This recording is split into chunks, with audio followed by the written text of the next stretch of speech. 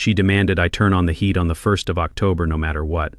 So I did exactly that. 11 months later, when tenants were sweltering in 78-degree apartments and demanding answers at the annual meeting, she forgot her own email and tried to blame me in front of everyone. That is when I put her exact words up on the projector for all 140 unit owners to see. She went silent, then she went home, then she lost her seat. My name is James Kowalski. I am 43 years old, building manager for Riverside Towers, a 22-story pre-war co-op on the Upper West Side of Manhattan. I have been doing this work for 17 years, the last 9 at this building. I know every pipe, every valve, every quirk of the 1928 boiler system that keeps 140 apartments warm through New York winters. I am not flashy. I do not wear suits. I show up in Carhartt work pants and steel-toed boots, and I know the difference between a pressure regulator that needs adjustment and one that needs replacement. That distinction has saved this building roughly $60,000 over the years. Riverside Towers has what you might call character. Original oak floors, 10-foot ceilings, radiators that clank and hiss like they are having conversations. The building also has a central HVAC system installed in 1987, back when switching between heating and cooling required physically reversing refrigerant flow in the compressor. Once you flip it to heat mode, you are locked in until spring. No. Going back to AC until the system gets serviced and switched over again, usually in May. This is not a design flaw. It is just how older central systems work. The compressor valves, the reversing mechanisms, the whole setup was built for seasonal operation, not day-to-day switching. Trying to reverse it mid-season would require a full shutdown, a service call, and about $8,000 in labor and parts. New York City law says residential buildings must provide heat starting the 1st of October if outdoor temperatures drop below 55 degrees. The law does not say you have to turn the system on the 1st of October regardless of temperature. It says you have to be ready to provide heat when it gets cold. For 8 years, we followed a simple protocol: watch the forecast, wait for a sustained cold pattern, usually mid to late October, then make the switch. Turn off the AC, flip the system to heat, fire up the boilers. One decision, one time, for the whole season. Tenants understood this. October in New York is unpredictable. You can have a 50-degree morning followed by a 72-degree afternoon. If we switched to heat too early, people would be trapped in overheated apartments with no way to cool down except opening windows, which defeats the whole purpose of climate control and sends heating costs through the roof. Better to have 1 or 2 chilly mornings where people wore sweaters than to lock everyone into 3 weeks of stifling heat they could not escape. This worked, for years. No complaints, no issues. Then we elected a new board president. Her name was Victoria Hartwell, mid-60s, retired attorney, owned a corner unit on the 18th floor with southern exposure and original casement windows that leaked air like a sieve. She had money, that much was clear. The kind that comes with expectations about how the world should operate, specifically how it should operate around her comfort. I met her for the first time at a board meeting in September, 2 years ago. She had just been elected president, replacing Martin Chen, a retired accountant who had run the board with quiet competence for 6 years. Victoria sat at the head of the conference table in the building's community room, reading glasses perched on her nose, a leather-bound notebook open in front of her. She looked at me the way you might look at a contractor whose estimate seems too low. "James, walk me through the heating system transition," she said without preamble. I explained the process: central HVAC, one-way seasonal switch, wait for sustained cold weather to avoid locking people into heat during warm October days. She frowned. The city requires heat by the 1st of October. It requires us to provide heat when outdoor temperatures fall below 55 degrees. I corrected gently. We monitor forecasts and switch when it makes sense. And if a tenant is cold on the 2nd of October, she asked, they can use a space heater for a day or two, or wear layers. We have language in the house rules about this. It has worked for 8 years without complaints. Her mouth tightened. I would prefer we follow the letter of the law. The 1st of October means the 1st of October. Martin, still sitting on the board as treasurer, spoke up. Victoria, we have discussed this approach extensively in past years. Switching too early creates more problems than it solves.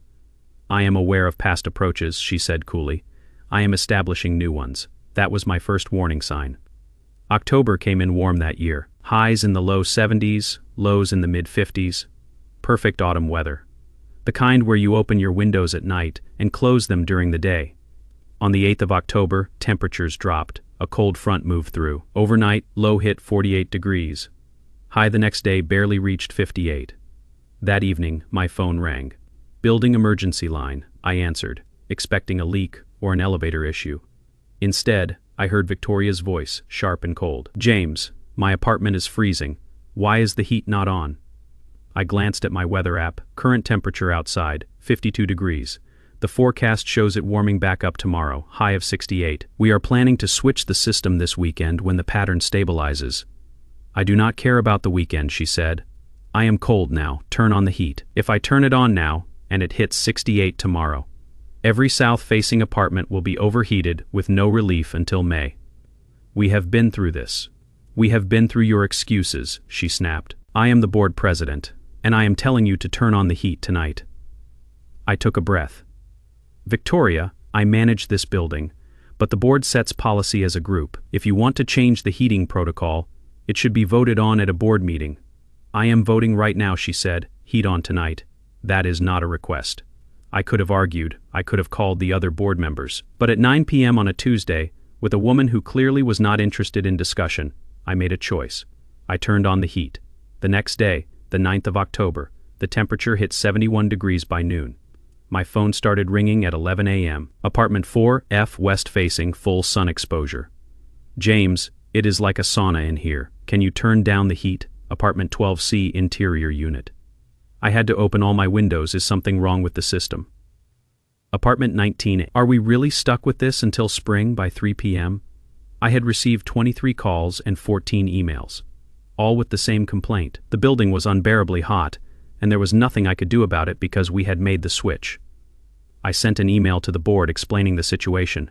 Victoria replied within an hour, "Tenants will adjust." This is what October heat feels like in New York. People need to stop complaining and accept that we are following city regulations. Except we were not following city regulations. We were following her personal comfort requirements. Over the next 2 weeks, the complaints continued. The weather stayed warm, highs in the upper 60s, even low 70s some days. People were sleeping with windows open and fans running in October. Heating bills for the building jumped 40% compared to the previous year, because we were running boilers to heat apartments, while tenants opened windows to cool down. Martin sent a polite email to the board suggesting we revisit the heating protocol for next year. Victoria replied to all, "The protocol is the 1st of October. That is the city standard, and that is what we will follow going forward." I filed that email, saved it in a folder labeled Board Directives, October 2024. The rest of that year passed without incident. Winter came, the heat worked as designed. Spring arrived, we switched back to cooling in May. Life continued. Then October rolled around again. This time, I was ready. On the 28th of September, I sent an email to the board. Per last year's directive from Board President Victoria Hartwell, the building heating system will be activated on the 1st of October, regardless of weather conditions. Please inform your constituents that this may result in overheated apartments if outdoor temperatures remain warm, as the system cannot be reversed to cooling mode once heating is initiated. I got one reply from Martin. "Are you sure about this, James?" I forwarded him Victoria's email from the previous October, her exact words, her exact demands. "Unfortunately, yes," I wrote back. The 1st of October arrived on a Tuesday. Forecast called for a high of 74 degrees. Low of 61. Beautiful early autumn weather. Not a hint of cold in the air. At 6 a.m., I went down to the basement mechanical room and started the heating system. Boilers fired up. Hot water began circulating through 22 stories of cast iron radiators. By 8 a.m. the building was heating. By 10 a.m. my phone was ringing. By noon I had stopped answering. The emails came in waves, angry, confused, desperate. Why is the heat on? It is 72 degrees outside. My apartment is 80 degrees. This is uninhabitable. I have a newborn. I cannot have the apartment this hot. What are we supposed to do? I replied to each one with the same message. The heating system was activated per board directive to ensure compliance with the 1st of October heating requirements. The system cannot be switched back to cooling mode until spring. Please contact your board representative with concerns. By mid-afternoon, the board members were getting hammered. I know because 3 of them called me within an hour. "James, what the hell is going on?" That was Sarah Ling, board secretary, apartment 8D. "My unit is 78 degrees. People are furious. Why did you turn on the heat?" "Board directive from last October," I said calmly. "President Hartwell required the system be turned on the 1st of October moving forward." "That was last year," Sarah said. "Last year was cold." Last year was not cold, I corrected. Last year we had one cold day, and she demanded heat immediately. Then she stated it must be on by the 1st of October going forward every year. I have the email. Silence on the line. Then, send it to me. I forwarded the email chain. All of it. Victoria's demand. Her insistence. Her statement about the 1st of October being the standard. By evening, 2 more board members had called, both with the same realization. Victoria had made this decision unilaterally last year, and now the entire building was suffering the consequences. The next 2 weeks were brutal. Temperatures stayed in the 70s during the day, low 60s at night. Every apartment with southern or western exposure was sweltering. People were running fans, opening windows. Some even bought portable AC units to fight against the central heating they could not turn off. The building's energy costs were astronomical. We were burning oil to create heat that immediately escaped through open windows. It was thermodynamic insanity, and it was costing the co-op roughly $800 a day in unnecessary fuel expenses. On the 15th of October, I received an email from Victoria. James' tenants are complaining about excessive heat. Why was the system turned on so early this year? This has never been a problem before. We need to discuss your decision-making process regarding building systems. I read that email 3 times, then I wrote back. The system was turned on the 1st of October per your directive from October 2024. I have the email chain if you need it forwarded. She did not reply. But the complaints kept coming, and now they were directed at me personally. People started to believe I had made some kind of error, that I had acted without authorization, that this was my fault. On the 23rd of October, someone left a note taped to my office door. Thanks for ruining October. Nice work. I took it down and threw it away, but it sat in my head for days. The annual shareholders meeting was scheduled for the 12th of November, required by co-op bylaws held every year in the building's community room. Every unit owner gets a vote. Board elections happen. Grievances are aired. It is democracy in action, for better or worse. I knew what was coming. The heat debacle would dominate the conversation, and I knew Victoria would try to throw me under the bus. The night before the meeting, I prepared. I put together a presentation. Timeline of events, weather data, energy costs, email documentation. Everything loaded onto my laptop, ready to present if needed. My boss, Gary Stevens, who oversees property management for 5 buildings in the neighborhood, called me around 8 p.m. You ready for tomorrow? He asked. Ready as I will be, I said. You think she is going to come at you? I know she is, I said. Question is whether I defend myself. Gary was quiet for a moment. You have the emails? All of them. Then use them if you have to, he said. We are not letting you take the fall for following board directives. You did your job. If she wants to make it personal, we will make it factual. The meeting started at 7 p.m. in the community room. Folding chairs set up in rows, projection screen at the front. Board members at a table facing the audience. About 90 unit owners showed up, more than usual. People were motivated. I stood in the back with my laptop watching the room fill. I saw faces I recognized. Mrs. Chen from 6B, always polite. The Torres family from 14F, good people. And there, 3rd row, Victoria Hartwell in a navy blazer and pearls, looking composed and confident. The meeting began with standard business. Approval of last year's minutes, financial report. Martin walked through the budget. Everything was running smoothly until the floor opened for questions. A man in the 2nd row stood up immediately. I want to talk about the heating situation. My apartment was 80 degrees for 2 weeks in October. That is unacceptable. What happened? Victoria leaned forward into her microphone. I share your frustration. We are looking into why building management made the decision to activate heating so early this year. It was not in line with our historical practices. I felt my jaw tighten. Another hand went up, woman from 9C. I had to buy a portable AC unit to make my apartment livable. Are we getting reimbursed for that? We are still investigating the decision-making process. Victoria said smoothly, but I want to assure everyone that we will be implementing new oversight procedures to prevent this from happening again.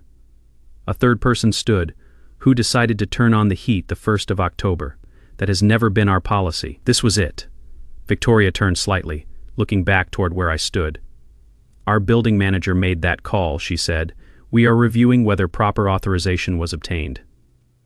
The room erupted, people shouting questions, demanding accountability. Some looking back at me with expressions ranging from confusion to anger. Gary, standing next to me, leaned in. "You good?" I nodded. "I need to present." He walked to the front and spoke to Martin quietly. Martin looked back at me, nodded, then tapped his microphone.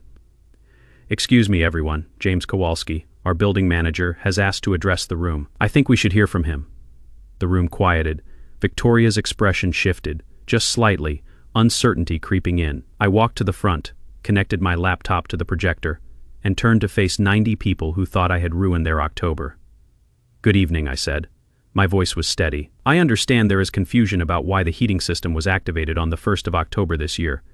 I would like to clarify the timeline of events." The screen lit up behind me. First slide. Weather data from October 2024. Last year, we followed our standard protocol. We monitored weather forecasts and waited for sustained cold temperatures before switching to heat. On the 8th of October, after a cold night, I received a direct call from Board President Hartwell. I clicked to the next slide. A screenshot of my phone log showing the call timestamp. She instructed me to turn on the heat immediately, despite forecasts showing temperatures would rise back into the upper 60s the next day. I explained that switching to heat would lock us in for the season, she insisted. I complied. Victoria shifted in her chair. The room was completely silent. Following that incident, President Hartwell sent an email to the board establishing new policy. I clicked again. The email filled the screen. Victoria's words in her own writing, time-stamped the 14th of October 2024. Going forward, the heat must always be on by the 1st of October. I do not care if other units will be uncomfortably warm. I am the board president, and I should be comfortable in my unit. This is not negotiable. I let that sit for a moment, let people read it, let it sink in. This year, I followed that directive, exactly. On the 1st of October, as instructed, I activated the heating system. The result was what we all experienced: overheated apartments, excessive energy costs, tenant frustration. I clicked to the final slide, energy cost comparison. October 2023 versus October 2024 versus October 2025.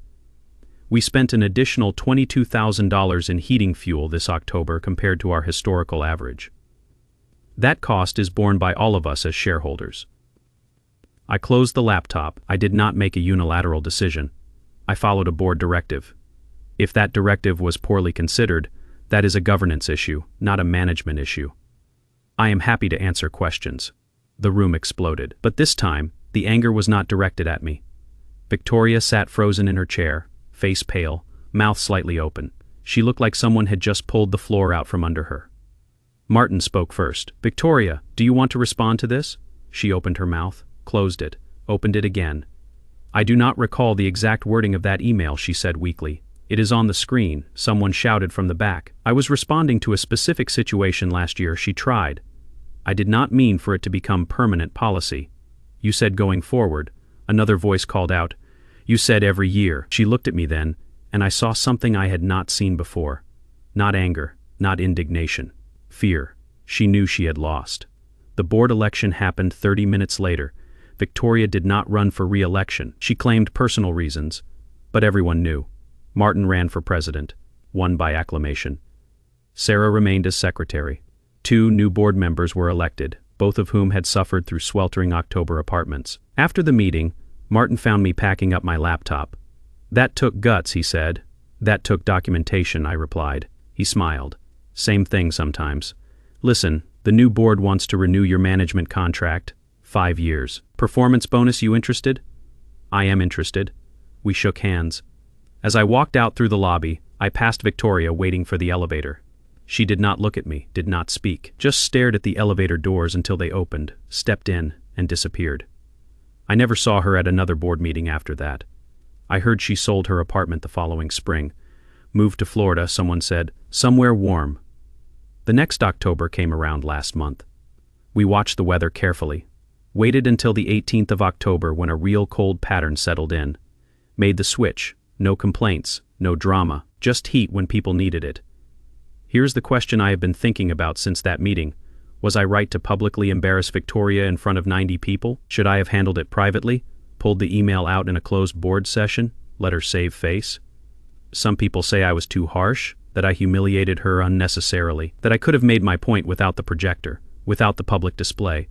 Others say she deserved it, that she tried to destroy my professional reputation to cover her own mistake. That accountability requires public consequences. I land somewhere in the middle.